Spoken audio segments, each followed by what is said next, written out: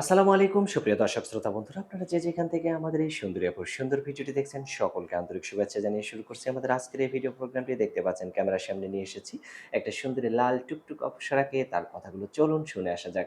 আসসালামু আলাইকুম আপু, ওয়ালাইকুম আসসালাম। কেমন আছেন আপনি? আলহামদুলিল্লাহ ভালো। আপনার নাম কি আপু? আলো। আলো।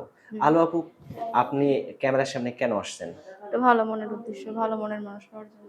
ভালো মনের মানুষ পাওয়ার জন্য? হুম। কেন, ক্যামেরার সামনে কি ভালো মনের মানুষ পাওয়া যায়? দেখা যাক, উপর আল্লাহই জানে আপনার বয়স কে কত? লেখেছে। আমার বয়স 18।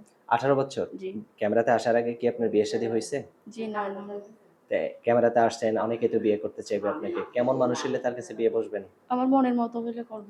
সেই মানুষটা কেমন হইতে হবে? মনের মতো হইতে সৎ হইলে পথে কেমন? ইনকাম করতে হবে, 5 ওয়াক্ত নামাজ পড়তে হবে। আপনি একটু কি ৫ ভালো। ওয়াক্ত নামাজ কালাম পড়া হয়? হ্যাঁ, হ্যাঁ, আলহামদুলিল্লাহ মাশাআল্লাহ, অনেক সুস্থ সুন্দর থাকতে কথা। হবে। তো এখন এই যে ক্যামেরার সামনে আসছেন, অনেকে তো বিয়ে করতে চাইবে। কিরকম মানুষ হইলে, মানে গরিব না ধনী না কোটিপতি বা সুন্দর না কালো, কিরকম মানুষ হইলে তার সাথে আপনি কালো সারা হইলেও জীবন সমস্যা নাই, কোটিপতি হইলেও সমস্যা নেই, গরিব হইলেও সমস্যা নেই। খালি মনের দিক দিয়ে যদি ভালো হয়, জানে সে আমাকে একটু ভালো রাখতে পারবে, এটাই একটু সুখ যদি শান্তি। বয়স্ক হয় লোকটা?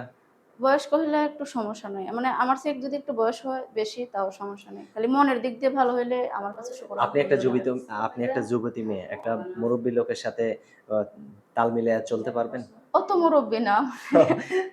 মানে যাতে একটু বয়স বেশি হইলেও সমস্যা নেই, কিন্তু বেশি মুরুব্বি না, তাই বেশি না? বুড়ো হইলে তো আমার সাথে যাবে না। হ্যাঁ, হ্যাঁ। আচ্ছা। তো এখন আপনি যেখানে থাকেন সেখানে কি আপনার নিজস্ব ঘরবাড়ি আছে? হ্যাঁ, আচ্ছা। সেটার জায়গা জমি কার নামে? আমার নামে। আপনার নামেই? এখন আপ আমিই তো পাবো। আমি যেহেতু একা। ও, মানে আপনার কোনো ভাই বোন নাই? না, না, আমি একাই। তো মাশাআল্লাহ, অনেক সুন্দর কথা।